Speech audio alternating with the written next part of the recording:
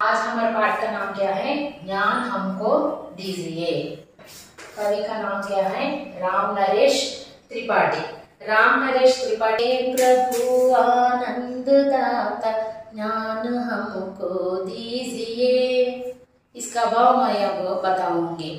हे प्रभु, ఓ ప్రభువా, ఓ దేవుడా, ఓ ఆనందదాత అంటే ఆనందాన్ని ఇచ్చేవాడా. దాత అంటే ఇచ్చేవాడు. ఏమి ఇచ్చేవాడు ఆయన? ఆనందాన్ని ఇచ్చేవాడు.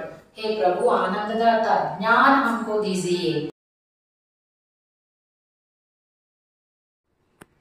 सभी को शुभ दोपहर। मेरा नाम मणि। मैं आप एक पाठ बताना चाहती हूँ।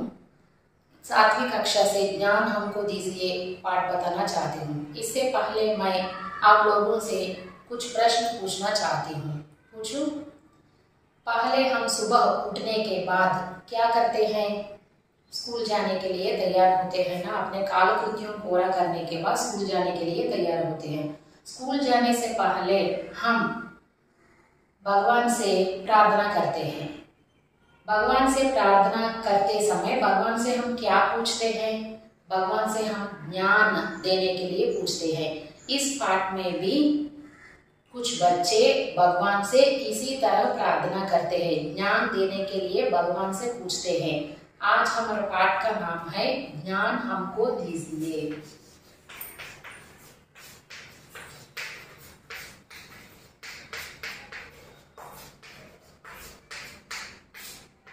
आज हमारे पाठ का नाम क्या है? ज्ञान हमको दीजिए। इस पाठ के कवि कौन है? कवि का नाम क्या है? राम नरेश त्रिपाठी। राम नरेश त्रिपाठी हिंदी के प्रमुख कवि हैं। इन्होंने अनेक रचनाएं भी लिखे हैं। उदाहरण पथिक, मिलन, लक्ष्मी आदि। राम नरेश त्रिपाठी ज्ञान हमको दीजिए इस पाठ में बच्चों के द्वारा बच्चे किस तरह प्रार्थना करते हैं इस पाठ में हमें बताए हैं। यहाँ पर एक कविता है। ज्ञान हमको दीजिए पाठ की विधा क्या है? कविता पाठ है। कविता इसी तरह है, मैं अब गाऊंगी, आप ध्यान से सुनिए।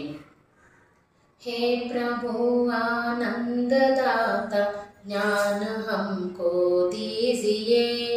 हे प्रभु आनंददाता ज्ञान हमको दीजिए। लीजिए हमको शरण में हम सदाचारी बने। लीजिए हमको शरण में हम सदाचारी बने। निंद किसकी हम किसी से भूल कर भी ना करें। निंद किसकी हम किसी से भूल कर भी ना करें। ईर्ष्या कभी भी हम किसी से भूल कर भी ना करें। ईर्ष्या कभी भी हम किसी से भूल कर भी ना करें। हे प्रभु आनंददाता ज्ञान हमको दीजिए। इसका भाव मैं अब बताऊंगी। हे प्रभु आनंददाता ज्ञान हमको दीजिए। हे प्रभु, प्रभु माने कौन?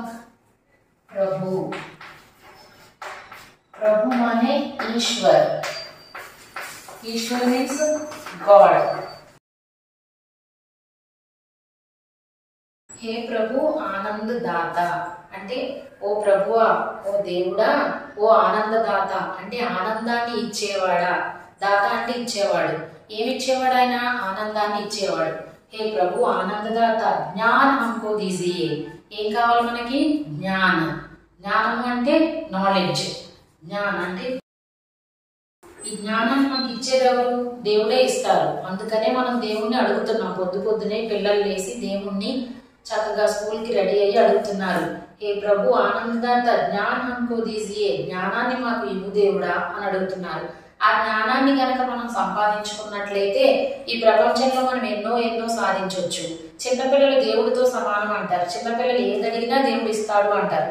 మరి అలాంటి మీరు, అంత స్వచ్ఛమైన మనసు కలిగిన మీరు దేవుడితో సమానం కాబట్టి మీరు ఏదడిగినా దేవుడు మనకి ఏం చేస్తారు? ఇమీడియట్ గా ఇస్తారు. అందుకని ప్రతి ఒక్కరు కూడా దేవుణ్ణి ఏమడగాలి? జ్ఞానాన్ని ఇవ్వమని అడగాలి. ఇది మనకి ఫస్ట్ లైన్ భావం. నెక్స్ట్ शीघ्र सारे दुर्गुणों को दूर हमसे कीजिए। शीघ्र, शीघ्र मीन्स जल्दी, వెంటనే,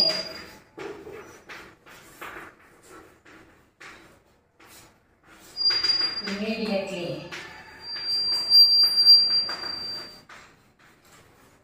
सारे दुर्गुणों को, दुर्गुण मीन्स बैड क्वालिटीज,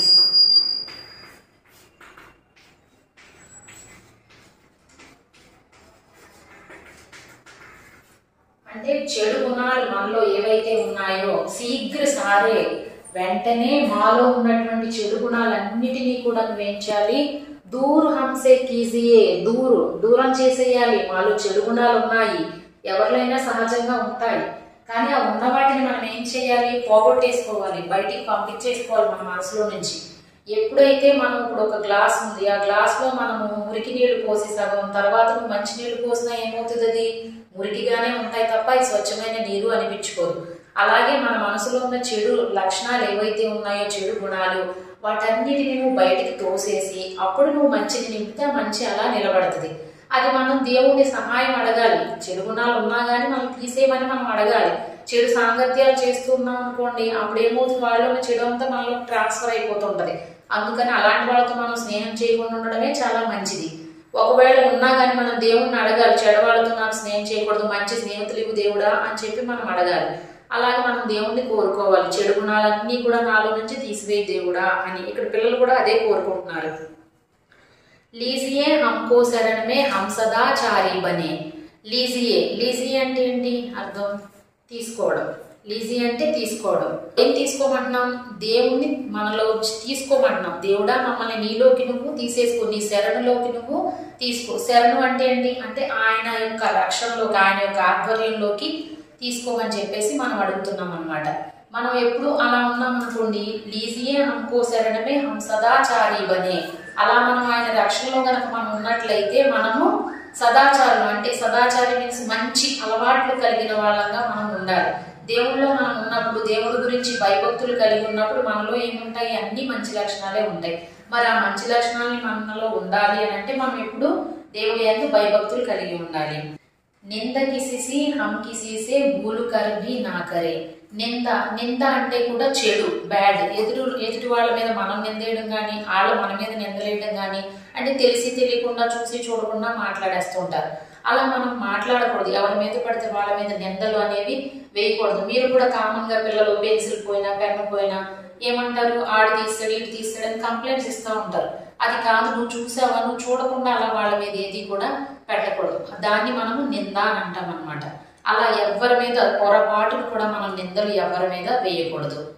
ఈర్ష కభీ భీ హం కిసీ సే భూలు కర్ భీ నా కరే. అలాగే ఈర్ష, ఈర్ష అంటే ఏంటి, అసూయపడడం. ఒకరి దగ్గర ఏదైనా వాడు మంచి బాక్స్ కొనుక్కున్నాడు అనుకోండి, మంచి పెన్సిల్ బాక్స్ లేకపోతే మంచి స్కేల్ కొనుక్కుంటే దాని మీద అసూయ వచ్చేస్తుంది కొంతమందికి, నాకు అలాంటిది కావాలని, అది తీసుకోవాలని అనుకోవడం. అలా మనకు ఉండకూడదు. ఎవరి వస్తువులు వాళ్ళకు ఉంటాయి. అలా మనం ఎవరి మీద కూడా ఈర్ష అనేది పడకూడదు. అంటే కుళ్ళిపోవడం అనమాట. వాళ్ళని చూసి అది ఇది అది ఉంది, వాళ్ళకి ఇది ఉంది అని చెప్పేసి కుళ్ళిపోవడం, ఇది చాలా పెద్ద చెడు లక్షణం. దానివల్ల ఎవరికి మనశ్శాంతి కూడా ఉండదు. అలాగ కూడా ఉండకూడదు. ఎవరిని కూడా మనం ఈర్ష పడకూడదు, ఎవరిని నిందించకూడదు. అలా మమ్మల్ని ఉంచు దేవుడా, మాకు జ్ఞానాన్ని ఇవ్వు అని చెప్పేసి పిల్లలు చాలా మంచిగా దేవుణ్ణి ఇక్కడ అడుగుతున్నారు. మరి మనం కూడా ఆ మంచి లక్షణాలన్నీ ఉండాలని దేవుణ్ణి మనం కూడా ఈ రోజు నుంచి అడగాలని మీరందరూ కూడా కోరుకోండి. ఇది మన యొక్క ఫస్ట్ పోయంకి భావం. Thank you everyone.